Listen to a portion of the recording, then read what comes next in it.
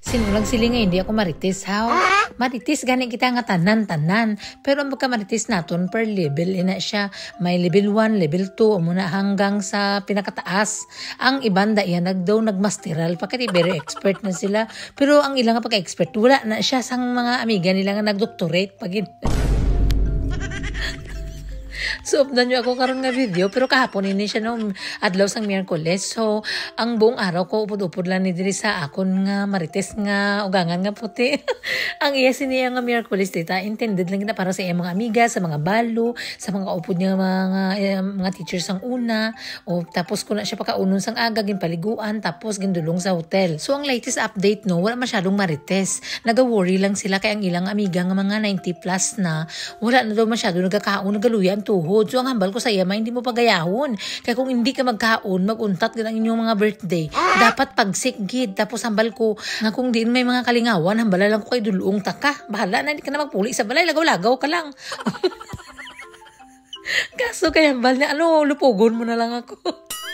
So ako tisantang naga-chika-chika sila dito. Ako nang tirada ko yung kakaon. Kaya hindi ko gusto nga magutman. Kaya basi masipa-sipa ako sang lata. Kadamo ako sang ubrahon subong adlaw. O pagkatapos na nanawag niya sa akon, tita, smile lang kaya nakatirada na ko yung sang kaon. Nakahigop na ko sang sabaw para pagsik ang akon nga mga muscles. Kaya balaan mo, magbit-bit-bit ako sa mga worker, pasaka, panaog, yung mga kapila kabisis. So kung mga niwang-niwang gawang mo nga mga braso, paano na lang nabi? Makuyapan ka. Pati nga daan diri ka init, nag-umpisa ng summer namon, no? So ang amon nga next nga destination, makadto kami sa high school kay matanaw kami sang drama. Sang akong sister-in-law ang mga students niya sa high school. So ginsundo ko si ate sa ilang nga school man ginkuha ko na lang siya kinambalan ko na si teacher nga hindi na siya kabalik. Kati ba si alanganin na sa oras balahaw kami lantaw ganin kami sang show. So ang nakayelo nga inatita anak na sa aton nga maring-maring, no. So of course, marami na ditong Filipino sa amon. Ay nagalaganap na kami diri. Ay, amot na lang. So, ang drama nga ini, tita, ang mga invited dito, ang mga school sa mga younger ones, maglantaw sila sang show. So, ang title sa ilang show subong is ang Cinderella. Oh, andito din si Uncle. Kay na-out niya na sa trabaho. Ba, perfect. Andito kami tananara. Si ate, si Lola, ako, si dad, tapos si Astrid.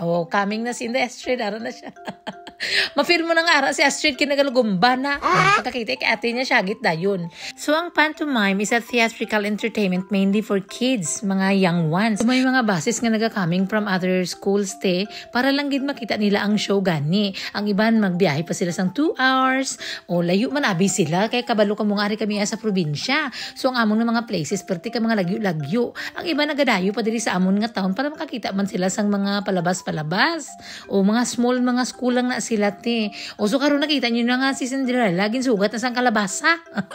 Ang mga bata, grabe ang mga syagit-syagit kay may mga kanta-kanta ini, pwede sila mag-join, pwede sila magsabat-sabat. Kay mainly gani ang show nga ini para ina sa ilap. Grabe ang syagit nila nga nabilin ang sandal ni Cinderella. Lalo na gitong pagkisang prince sa kamot sa mga girls nga nagadubala sa palasyo, di ba? Kay mapili gani siya.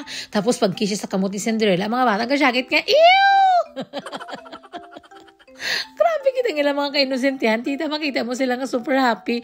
Dapat ako nga malam na feel ko malam na gid ako ba. So pagkatapos ang show, kanya-kanya nang balikan sa school. Ang iban, galakat lang kay tina sa tabuk laman sila in the Astrid. Ang iban, may mga basis na sila balik na sa ilang school. Kaya ang iban, medyo layo-layo pa man. May tag 30 minutes to 1 hour. So pag umpisa gani, medyo na late na. No? Dapat nga 1:30, nag-umpisa na siya almost 2. Kaya may school nga na late. Kaya medyo layo sila. Tinagbiyahe pa mga bata. Kabalukan man ko mga bata, upod mo ba tanan-tanan nga pasensya, mga diragid mo, galantaw lang ako bala sa mga maestra sa mga galagmay. Ako tanang gaugtas, pamasyagan ko na mabugto ang goiter ko. Hindi ako pwede magmaestra. Mahina nga ako nga pasensya, baka syagit siguro ako ba, galantaw lang ako ba. Grabe sila, darling, sweetheart, ambot na lang sama, hindi ko pwede magmaestra. Amo sa gindulong ko si mama, knockdown siya, pati siya kakapoy. Sumabalik na naman ako sa school, kay pick upon ko na si Astrid, kay buhi naman gani. Kay kabalo ka naman nga ang lula, sa tanan nga hulag, pero na kay nahinay. O tinabtan ako sa buhi ni Astrid, tapos si daddy, gindalay na si uncle, naglagaw-lagaw sila ng grocery sila, nagbakal sila bugas, kaya di ba ngambal ko kay na nga half price ang bugas, school bakli ko, kaya wala gutom na nagiwang ako sini.